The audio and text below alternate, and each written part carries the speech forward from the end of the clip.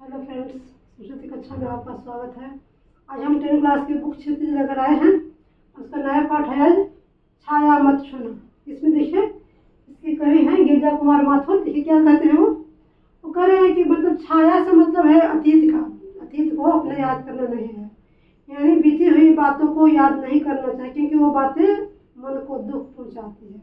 और जब मन दुख नहीं रहेगा तो शरीर भी दुखी हो जाएगा, बीमार भी हम हो जाएंगे। इस तरह से वो बीती हुई बातों को याद नहीं करना चाहते हैं और किसी को नहीं चाहते हैं कि कोई याद करे, क्योंकि उनके साथ वो हो रही है, बीत चुके हैं। वो उनकी मतलब पत्नी मर गई है तो उनकी याद हमेशा आ जाती है उन्हें।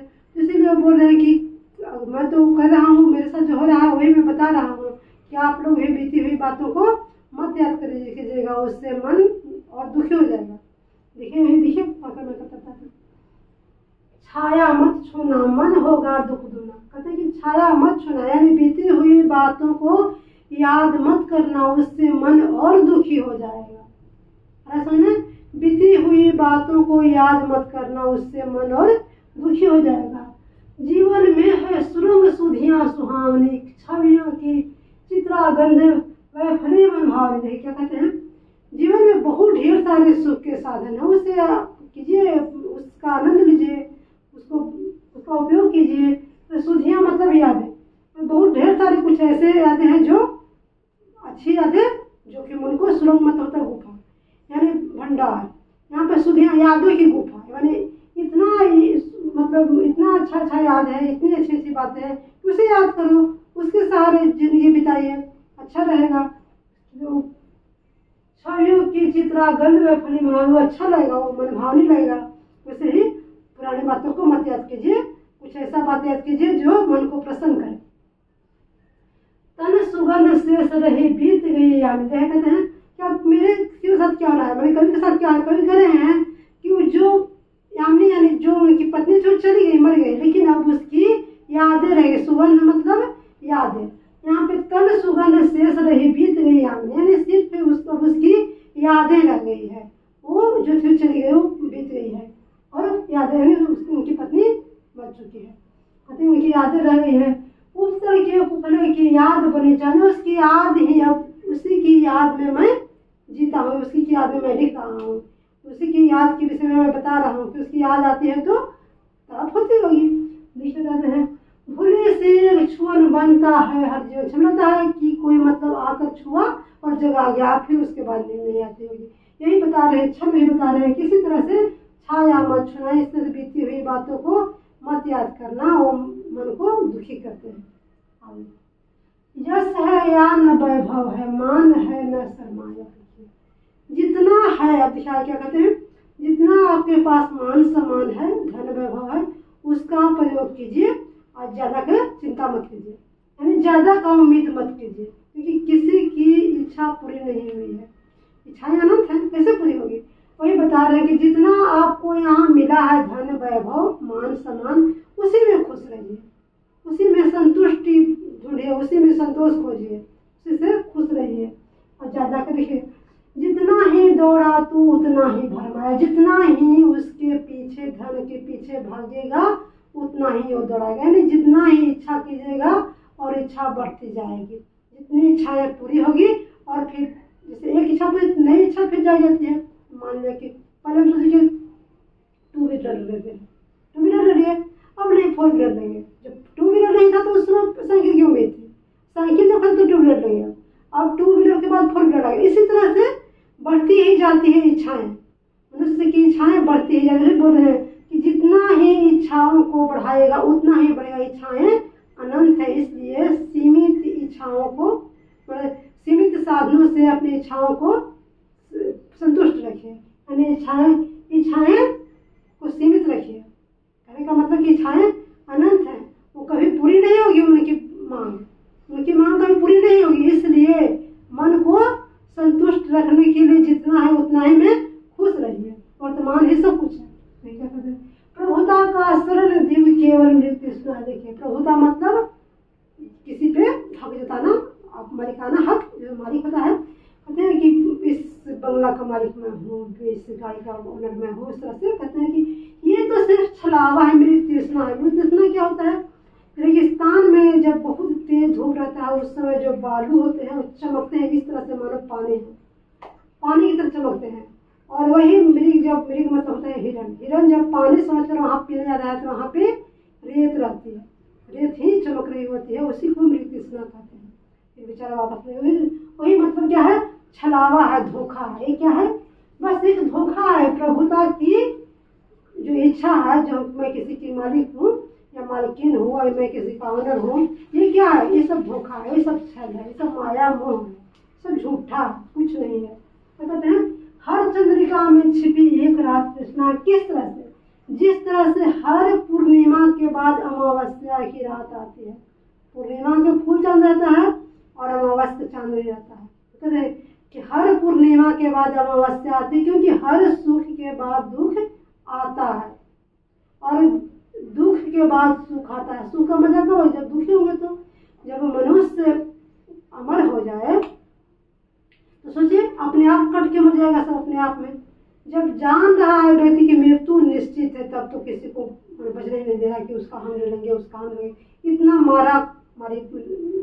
लुटा मारी मची हुई है। और जब जान जाएगा किसी को मरना ही नहीं है तो सोचिए स्थिति क्या होगी। वही बता रहे हैं कि सुख और दुख बहुत जरूरी है, जीवन और मृत्यु बहुत जरूरी है। अगर नहीं रहेगा ये तो अपने आप पृथ्वी मतलब प्रकृति बैलेंस कर लेगी। इस तरह से क्या है, जिस तरह से चंद्रिका में छिपी एक रात तृष्णा है, पूर्णिमा के बाद अमावस्या आती है, सुख के बाद दुख आती है, दुख के बाद सुख आता है। अब देखिए, जो है यथार्थ कठिन उसका तू कर पूजन। जो यथार्थ मतलब असलियत, रियल, जो असल चीज है, जो वास्तविकता है, उसका भोग करो। मतलब वर्तमान ही सब कुछ है, भविष्य कुछ नहीं है और ना कुछ अतीत। जो बीत गया तो अतीत है, तो आने वाला नहीं है। जो बीत गया वो आने वाला नहीं है, कल क्या हुआ वो पता नहीं है।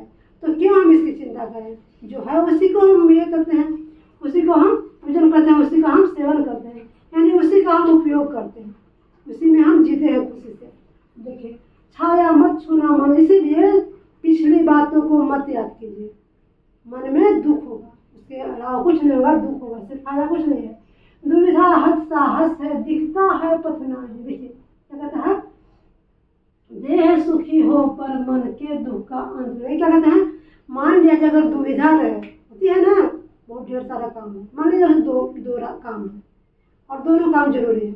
हमें पता नहीं है कौन काम हम पहले करें, एक काम करें छूट जाएगा, कौन जरूरी मेरे लिए सबसे जरूरी कौन है, उसमें चुनना अगर मुश्किल है तो क्या कर रहे हैं, कभी कहते हैं कि जिसमें देह का सुख न हो मन का सुख हो वो काम कीजिए। यानी जब दुविधा हो, दो कामों में हम मतलब कि एक फैसला नहीं कर पा रहे हैं कि कौन काम मेरे लिए जरूरी है, ये दोनों काम जरूरी है, तो वहाँ पे ये सोच कर फैसला कीजिए कि किससे मेरी मन की शांति मिलेगी, यानी मेरा मन किस चीज़ से खुश होगा। वही मन को खुश करने के लिए काम कीजिए, तन को नहीं। क्योंकि देह सुखी हो पर मन के दुख। देह तो सुखी किसी का भी हो सकता है, देखने में किसी को पता नहीं चला है कि खराब है, अंदर से खुशी होना चाहिए, खुशी अंदर से होनी चाहिए, शरीर से खुशी नहीं। शरीर से देखने में खूब पहनने वाले खूब रहे एकदम सजल और अंदर से आत्मा रो रहा है, क्या फायदा। आत्मा को खुश कीजिए, मन को खुश कीजिए। इसलिए कहते हैं कभी कि जब दुविधा हो तो मन की सुख का काम कीजिए, जिस काम में मन खुश हो, मन को सुख मिले, देह को नहीं। अब देखिए, दुख है न चांद खिला शरद रात आने पर, क्या हुआ जो खिला फल रस बसंत जानते। देखिए दुख क्या है,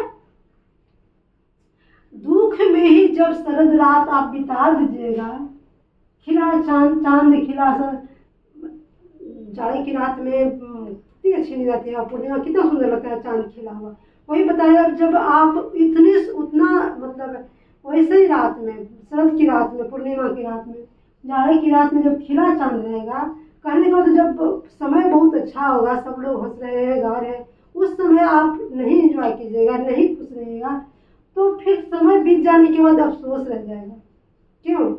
क्योंकि जो फूल बसंत में नहीं खिलते, आप बसंत जाने के बाद खिलते, उस फूल में रस नहीं रहता है, उसमें खुशबू नहीं रहती, उसका भर नहीं रहता है। बसंत के बाद खिलने से क्या फायदा, यानी जिसका जहाँ पे काम है, जिस समय काम, ठीक है, मान लीजिए हम लोग तैयारी कर रहे हैं बोर्ड एग्जाम के और पढ़ाई नहीं की और फिर रिजल्ट आया, उसके बाद पढ़ाई करना शुरू की, क्या फायदा? अब तो रिजल्ट आ गया, तो एग्जाम आप दे चुके, तो एग्जाम के पहले ना पढ़ना चाहिए, तब तो रिजल्ट अच्छा आएगा, और एग्जाम के बाद पढ़ाई शुरू कर रहे हैं। उसी तरह से जिस समय काम जो करना चाहिए उस समय कीजिए, फिर बीत जाने के बाद क्या रहेगा? हाथ कुछ रहेगा नहीं, वही मतलब पछतावा के सिवा कुछ नहीं रहेगा। वो कहते बसंत के जाने के बाद अगर फूल खिलता है तो उसमें रस नहीं होती है, वो रसहीन हो जाता है फूल, उसका वैल्यू नहीं है। अब देखिए, जो न मिला भूत उसे कर तू भविष्य भरा, जो तुम्हें पीछे नहीं मिला है उसका तुम ये भी मत करो चिंता है, क्योंकि भविष्य तो कुछ है नहीं, अब भूत जो बीत गया वो लौटने वाला नहीं है। कल क्या होगा हम जान रहे हैं नहीं रहे हैं कि अगले क्षण ही क्या होगा, अगले पल ही क्या हो जाएगा, क्यों हम चिंता करें? अमर तो थोड़ी है, हमें थोड़ी पता है कब मृत्यु होगी, निश्चित है नहीं, समय तिथि नहीं दिया गया है, कभी भी कुछ हो सकता है। इसीलिए हम क्या करें, पीछे वाला तो आएगा ना लौट के, और आगे वाला, इसलिए वर्तमान हम बर्बाद नहीं करें, वर्तमान को हम अच्छा से जिए, यानी जो कुछ है उसमें खुश रहे, संतुष्ट रहे। इसीलिए पिछली बातों को याद कर रोना नहीं चाहिए, यानी पिछली बातों को याद नहीं करना चाहिए, वो मन दुखी हो जाता है। जो मन खुशी रहना चाहिए वो दुखी हो जाता है। अगर आप खुश हैं, मान लीजिए कोई जा कर, मान लीजिए पिछली किसी की बैठ के याद लेके अकेले बैठ के, तो मन दुखी हो जाता है। वैसी परिस्थिति में क्या बोल रहे हैं कवि कि नहीं, पिछली बातों को याद नहीं करना है, हमें वर्तमान में जीना है, सब कुछ वर्तमान ही है। उम्मीद है आप लोग समझ रहे होंगे। अगर वीडियो समझ में आ रहा है, अच्छा लग रहा है तो लाइक एंड सब्सक्राइब करें।